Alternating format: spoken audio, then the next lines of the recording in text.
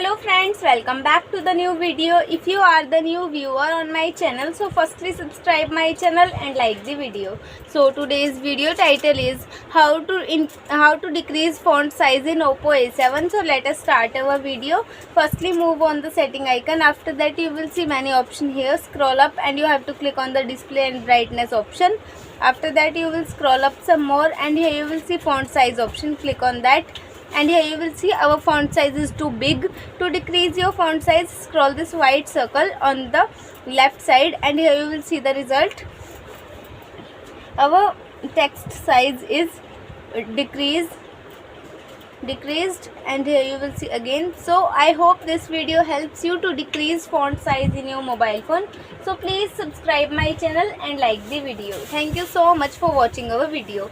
And if you want to get some more information about any function of mobile phone or PC, so please comment us. Thank you so much for watching our video.